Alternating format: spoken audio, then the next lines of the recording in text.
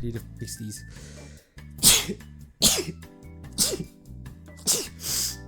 Oh my god, what a great way to start the video.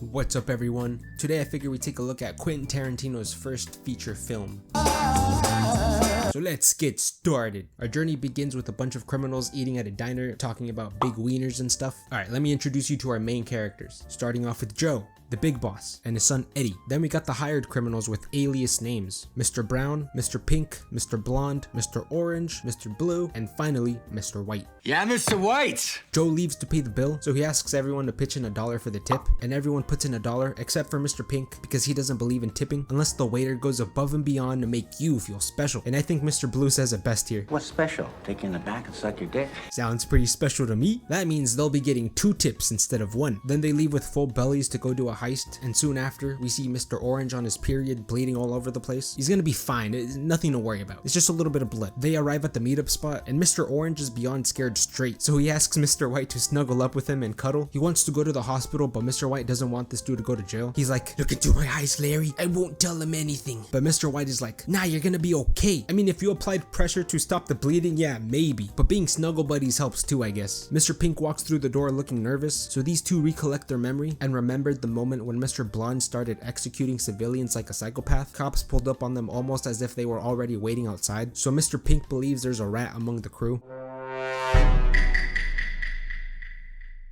Don't look at me. It's racist. After all hell broke loose, it was every man for themselves. So Mr. Pink was like a running back for the NFL, running away from the cops, and even getting tackled by this car. He gets up and pulls this lady out of the car and starts spraying and praying. These two guys aren't even phased. They're like, just another Tuesday. Mr. Pink escapes with the loot, and he tells Mr. White he stashed it away before arriving to the warehouse, you know, just in case.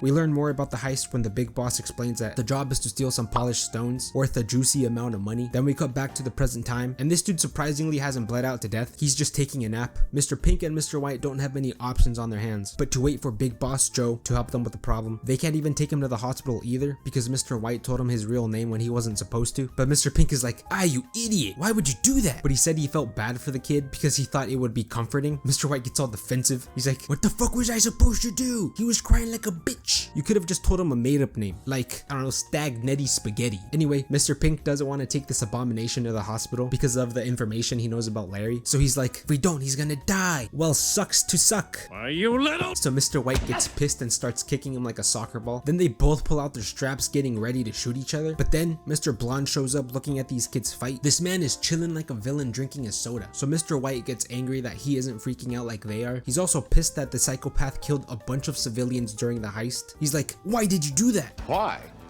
Because fuck them, that's why.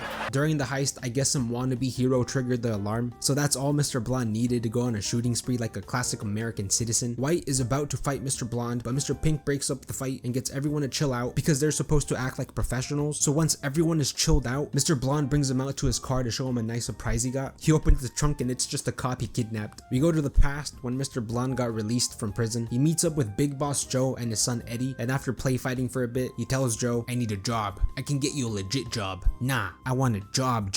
"Ah, you want a job. So that's when he gets hired to be a part of the crew. Cut to the present moment, we see Eddie heading to the safe house. All these dudes are beating on the poor cop, giving him a taste of what police brutality feels like. Eddie arrives to the safe house and doesn't want to believe that they were set up. And after some arguing with each other, Eddie tells White and Pink to ditch the cars they got parked outside. And while they're at it, they're gonna go pick up the stones Mr. Pink stashed away. So while they go do that, Mr. Blonde has to babysit Mr. Piggy and Mr. Orange. So he's like, alone at last. Now that he's all alone with the cop, he can do whatever he wants to him. And then he tells the cop, "Oh, I'm not gonna kill you. I'm just gonna hurt you. Really, really bad." So he sets the romantic mood by pulling out his knife and turning on the radio to his favorite station. So he slices his face and cuts this dude's ear off. Then he walks outside of the car to get some gasoline. And when he comes back, he pours it all over this dude, getting ready to roast him up like a nice ribeye steak. But then he gets shot by Mr. Orange. He empties his entire clip on him, so now Mr. Blonde is dead, and Mr. Orange turns to the cop and tells him he's a cop. But this guy Marvin already knew that. Mr. Orange tells him there are cops in the area waiting to move in. Fucking they waiting for? foot! He complains about his missing ear, but then Orange is like, I'm fucking dying here, Marvin. Mr. Orange was sent to arrest Joe, so the cops are just waiting until Joe shows up. Meanwhile, These dudes are just gonna have to chill and bleed out. Then we go back in time and see Mr. Orange talking to his cop buddy. He tells him he's right up Joe's ass because he managed to be a part of the heist crew. And to do this, he had to prepare to not look suspect as fuck by rehearsing a made up story. The story goes something like this. So there I was. I got a bunch of dank weed on me, walking into a bathroom, and the first thing I see are a group of cops wasting our tax dollars. I practically smell like a dispensary. I can smell it, they can smell it, the dog can smell it. They look at me and I look at them and they ask me, what are you doing? Nothing. Me? Just hanging around.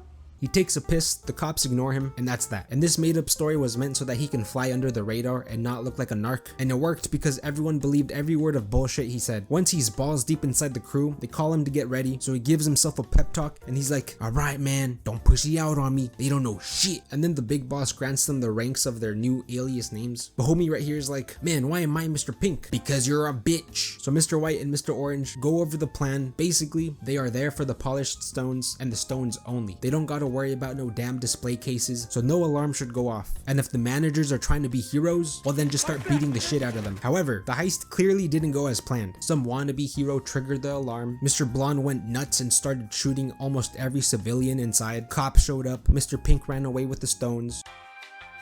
And Mr. Brown was shot in the head and crashes the getaway car. So Mr. White had to step out of the car and cover his battle buddies, and the undercover cop is probably sad as fuck inside, watching his homies die, but he can't do anything about it. So they leave the area and hijack the suburban lady's car, but she's like, not today, fool, and shoots Mr. Orange in the tummy, but then she gets obliterated by him, and that's when he starts crying like a bitch in the back of the car. Then we go back to the present moment, and Eddie is like, what the fuck happened? Orange tells him that Mr. Blonde went crazy and he was gonna burn this dude alive, and then Eddie's like, who, this guy? Orange is trying to convince Eddie that Mr. Blonde was gonna kill everyone and run off with the stones, but Eddie knows Mr. Blonde personally, so he's like, bullshit, because when Mr. Blonde was in prison, he never gave up his father's name, so to Eddie, it just don't make no goddamn sense. Then Big Boss Joe walks in and he tells him that this man works for the LAPD, and Mr. White is like, no, you're lying, he's a good kid, which is a terrible argument, so Mr. White is like, prove it, and then Joe is like, you don't need proof when you have instinct. That's your proof? Joe pulls out a gun on Orange, but Larry doesn't like that, so he pulls one out on Joe, but Eddie doesn't like that, so he pulls one out on Larry. So now they're having a Mexican standoff, and Pink is like, yo, we're supposed to be professionals. So everyone's emotions got the best of them. So Joe shoots Orange, Larry shoots Joe, Eddie shoots Larry, but also Larry shoots Eddie. And then Mr. Pink comes out of his hiding spot and he's like, fuck this shit, and leaves with the stones. So now Larry and Orange are gasping for their lives. So they get together and cuddle up one last time, but then Orange tells him that he's sorry because he's a cop. So Larry is super sad and points his gun to his head. And while all of this is going on, you can kinda hear the cops pulling up on Mr. Pink outside, but I can't tell if he's trying to convince them that he's the undercover cop. So either Pink was arrested or he was like Agent 47 and totally fooled them into thinking that he was the undercover cop.